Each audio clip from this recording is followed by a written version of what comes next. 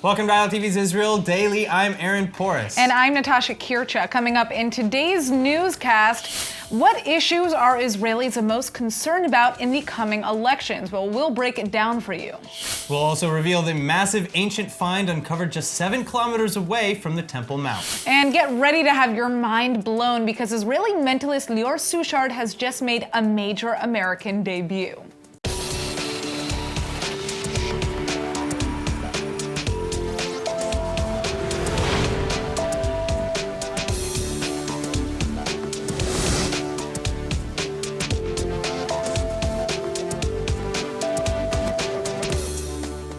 The United States peace plan is dominating the news in the Middle East right now, but is it dominating the focus of Israelis as they prepare to head to the ballots?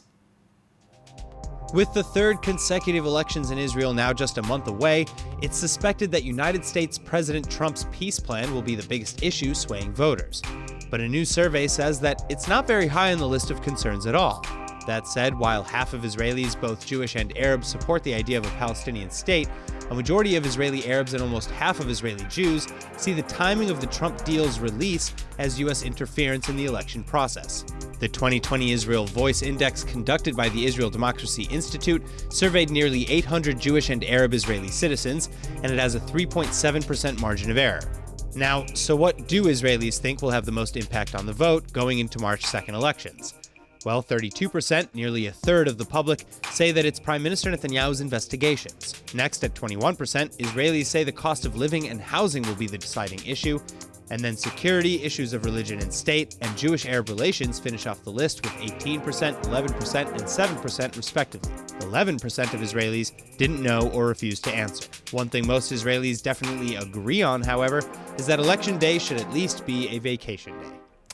The race for the Democratic presidential nomination to take on Donald Trump in the upcoming presidential elections has begun today with the Iowa caucuses. But where do the candidates stand on Israel? Joining us now is a founder and president of the Jerusalem Washington Center, Gideon Israel. So you have the details for us, but first, give us a quick rundown on how the primaries work. I know that's a big question. Well, unlike the Republican primaries where you have winner take all, in the Democrat primaries you have, as long as you score a certain percentage of the vote above a certain percentage, then you get delegates. So therefore the winner of Iowa and the winner of New Hampshire, if they've only won by a little bit, everybody's sort of getting the same amount of delegates, as opposed to the winner of a Republican primary, you take a lot of momentum into the next state. All right, so tell us a little bit about the top runners here and what their stances are on Israel. Well, the ground on the Israel issue for the Democrat Party has really shifted a lot in the last 10 to 15 years. Just a few examples which are reflected in the Democrat Party platform. Jerusalem was an issue Jerusalem was considered the United Capital of Israel for 40 years from 1972. It suddenly was not in the platform in 2012. And even though the DNC chair, Debbie Wasserman Schultz, tried to do language gymnastics to explain why it wasn't there, it was out. The idea of calling Israel either having a special relationship or it being an ally was in the platform since 1976, and in 2012 it already wasn't in there. The idea of having an unshakable commitment to Israel, which was in the platform in 2012, suddenly was out in 2016. And now, in 2020, the issue of the United States aid to Israel, which in the conscience of many is considered a defining metric of the relationship, is being questioned. Who is most likely to be the presidential nominee, in your opinion?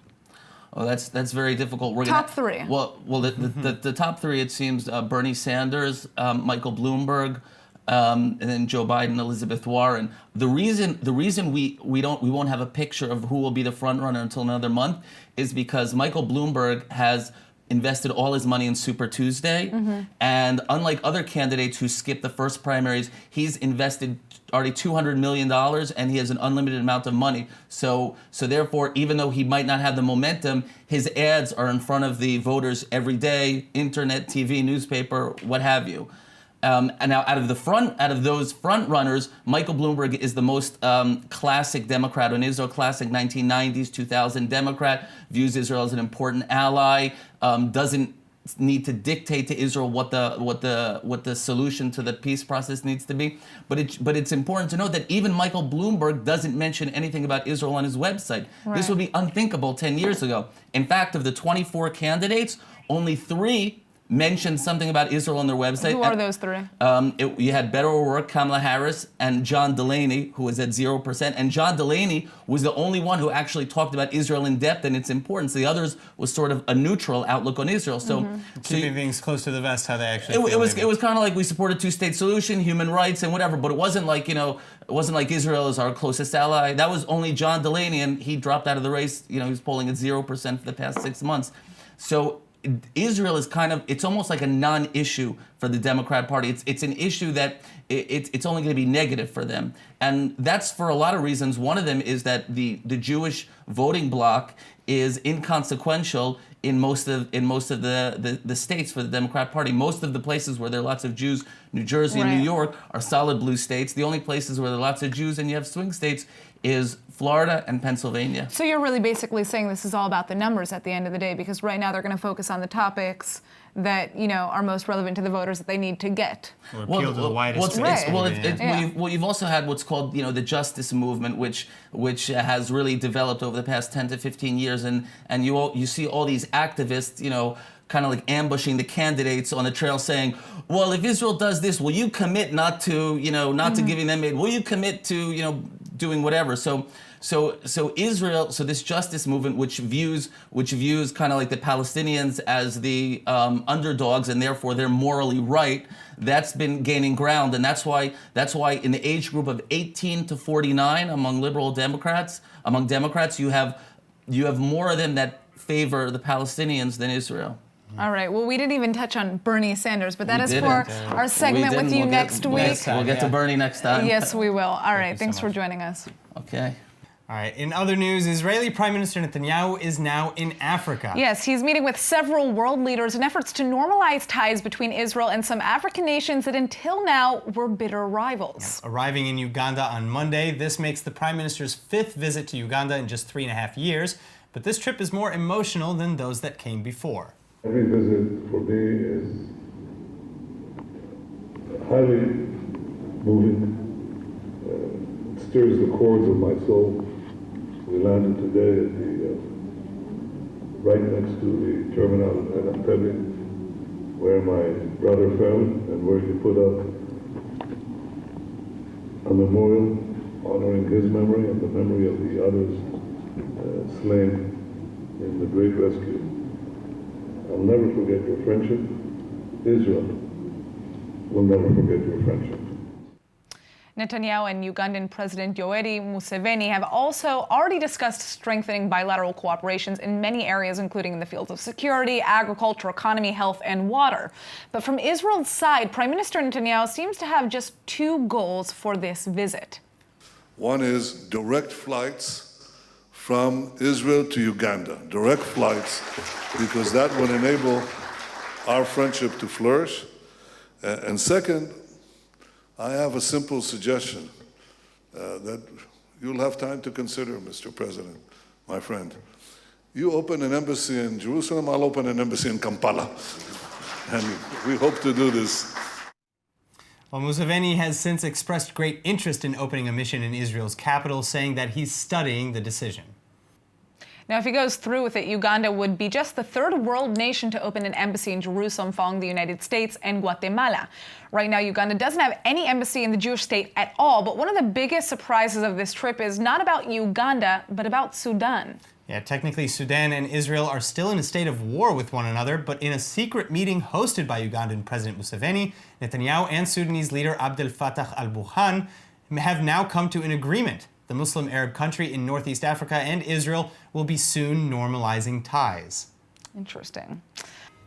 All right, well, the coronavirus seems to be all that we're seeing on the news lately, but besides the major health scare it's giving to the world, it's also having a worrying impact on the world's economy. Joining us now is consumer behavior expert Dr. Vili Abraham to discuss the implications.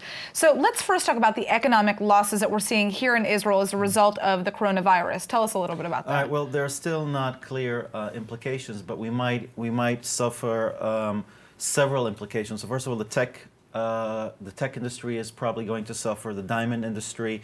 A lot of products that come into Israel do originate in China. Right. 11% of all imports and 13% of all exports go to China. So it's one of the most serious and important trading partners of Israel. Right, and what about the stock market in China as well? I mean, I heard that shares are just, you know. They're falling. Yeah, the reason it's falling is because, look, there are a lot of international retailers who have shops in malls in China, and they have been closed temporarily.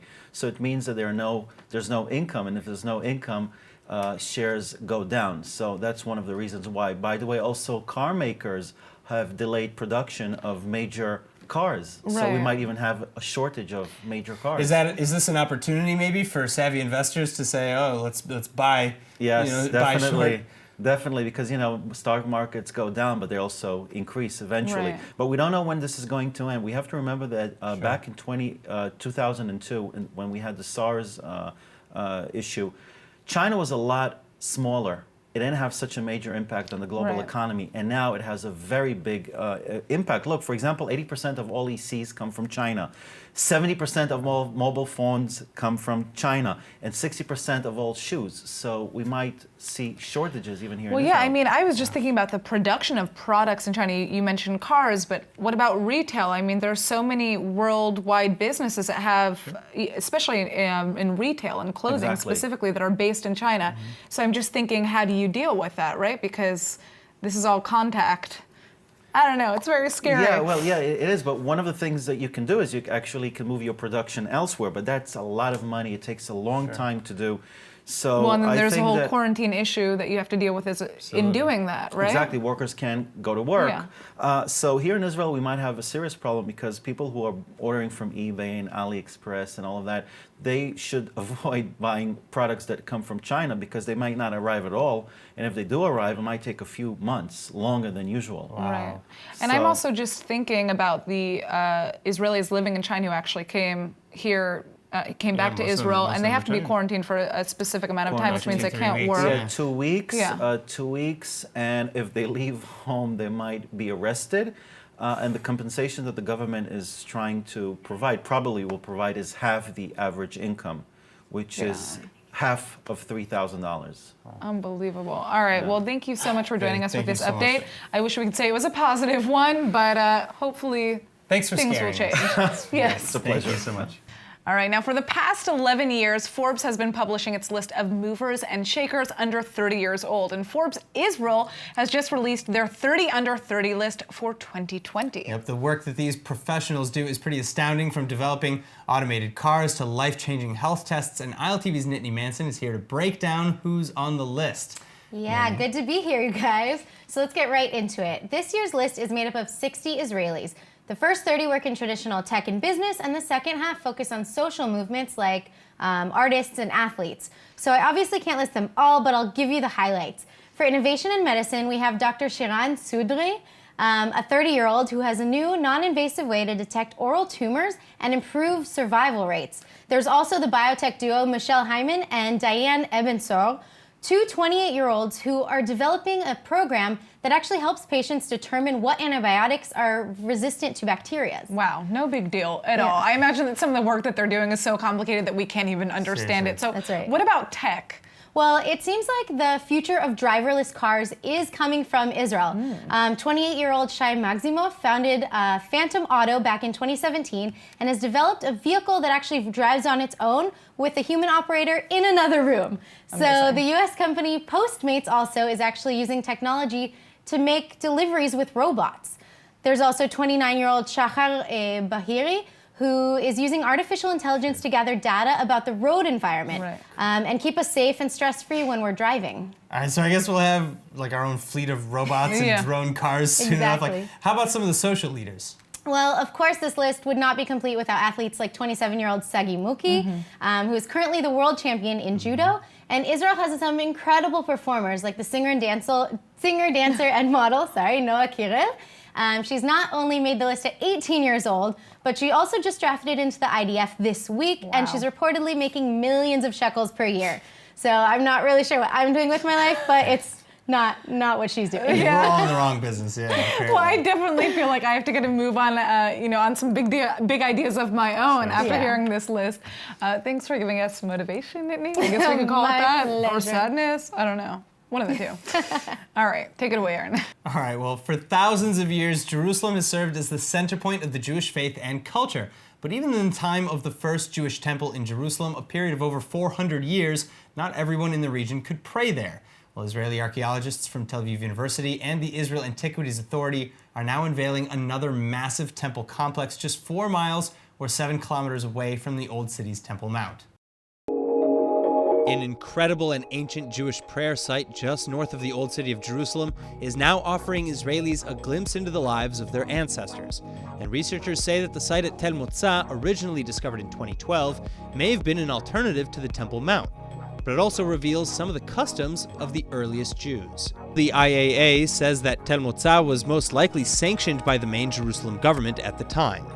In fact, the temple at Tel Motza, circa 900 BCE, even has the same architectural plan as King Solomon's temple in Jerusalem, albeit it was just about 2/3 the size of the real thing. And it serviced a community that's estimated to have existed there for nearly 9,000 years. Now, among the discoveries at Tel Motza so far, there are animal figurines, a refuse pit with bone and pottery remains, a stone-built offering table, chalices, furniture, and much, much more. And researchers are confident that they'll find even more amazing relics as excavations go on. Part of the floor plan, several walls, and whatever lies among them still have yet to be unearthed. Then finally, the site at Tel Motza is also the first large-scale purpose-built temple in the region of Judah outside of Jerusalem. But excavators believe that it won't be the last. All right, moving on. I hope you're not eating for this next story because it's a little hard to swallow. A 31-year-old Israeli man has recently been admitted to the hospital, and you won't believe why. No, it's not the coronavirus.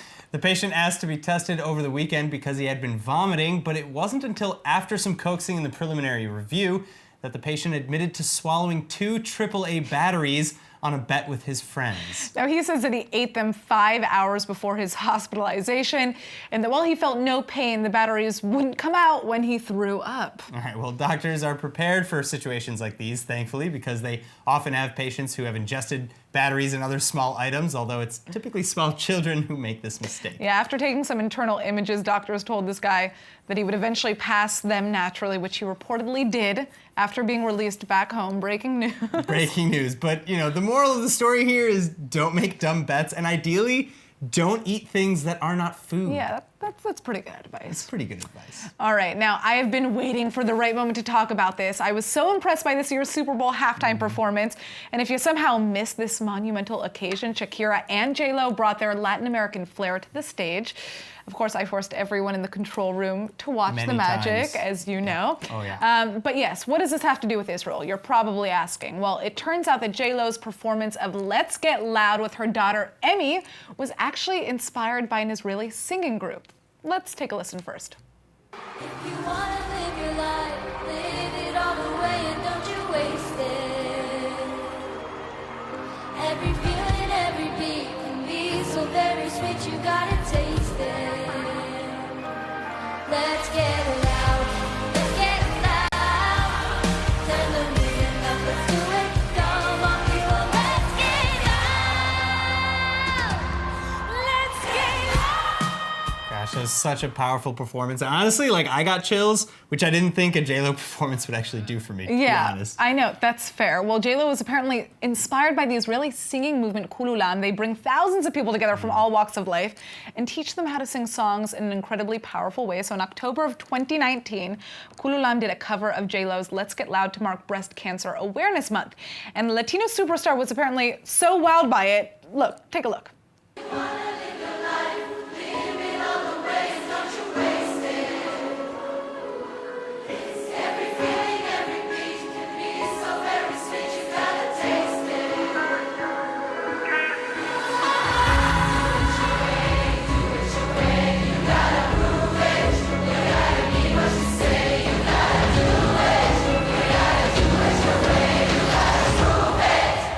Okay, ladies, are you ready? Let's do it. Let's get loud, let's get loud. Turn the music up, let's do it. Come on. Kululam is amazing. I see you dancing. Yeah, you should be dancing No, too. they're an amazing and talented They are. group. But how many people were singing there? Well, there were more than 2,000 men and women in that crowd. And now when J-Lo saw it, her team reached out to Kululam and told them that she wanted to actually use part of their version in the Super Bowl. As you can imagine, the Kululam staff went crazy when they heard about this. And now they say that they have a new goal, which is to perform in the Super Bowl themselves. All right, well, for some reason, I think that they're going to be able to pull that off. And I Yeah. hope that they do. I do. That would be crazy to think about the would be entire amazing. audience of the Super Bowl participating in a song. One more reason to watch the yeah. Super Bowl in Israel, I We'll guess. see if it happens. All right, now speaking of Israeli performers who are making an impact around the world, remember Lior Suchard? The Israeli mentalist? Yeah, no, I cannot forget I don't about think him. anybody can. No. We did a story about him, but for those of you who don't remember who the star is, Lior Suchard has become world famous for essentially reading people's minds and influencing their thoughts. Now, his supernatural entertainment is so out of this world that he's constantly on top American TV shows and performing for celebrities like the Kardashians in private. All right, so give us the big news now, though. All right, so Lior Suchard has officially made it onto The Ellen Show, and he's proudly bearing his Israeli identity. He said, "How are you?" And I said, "You probably know." See, Lior Suchard. Suchard. Where are you from? I'm originally from Israel, which is an Okay. amazing country. Yes. I travel all over the world, surprising people, reading them. It's not actually mind reading. It's more about knowing how they think. So I know how to manipulate their minds in a good way. Okay. Everybody looks so frightened. So I love Ellen. I think she looks really uncomfortable right here. Yeah, I think that's fair. I mean, listen, I love her, but she's supposed to play this nice character on TV.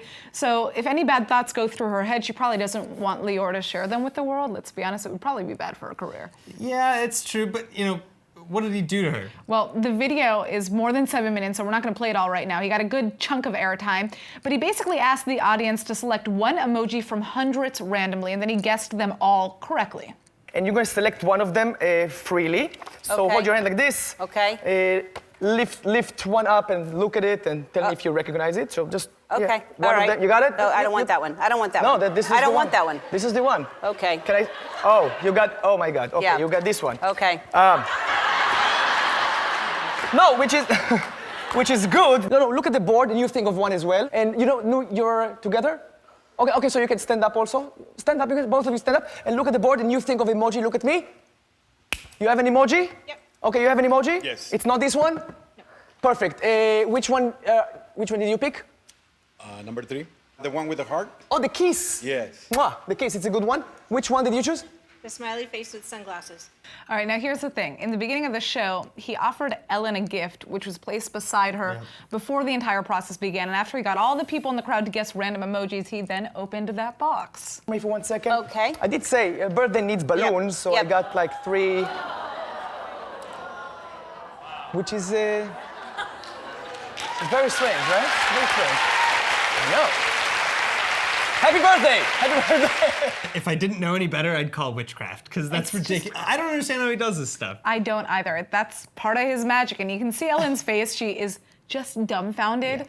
But anyhow, we're not going to show the full video here. You can see it on our Facebook. It gets crazier, does. believe me. does. So go to ILTV's Facebook page.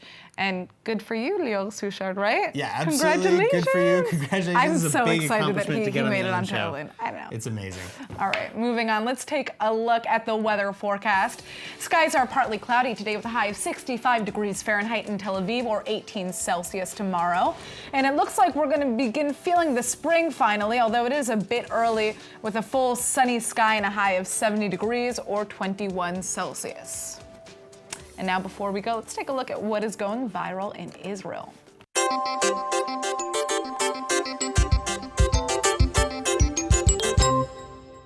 אותך, את לא רוצה? אבל... טוב, תראה איך את חושפת לי את היד, כאילו. She does not want to be pet. No, she doesn't. And I just love the facial expression that goes with it. Absolute denial. Just like, get out of here. Just don't I touch told me. you once, I There's told a you lot of twice. This attitude is the right last time I'm going to say that. Looks like my mom scolding me or something. Oh, All on right. that note, On that that's note. it for today's news. Today's exchange rate is 3.45 shekels to the American dollar. For more news from ILTV, please like ILTV on Facebook, follow us on Instagram, and subscribe to our YouTube and Roku TV pages. I'm Aaron Porras. And I'm Natasha Kirchak. Thanks for watching.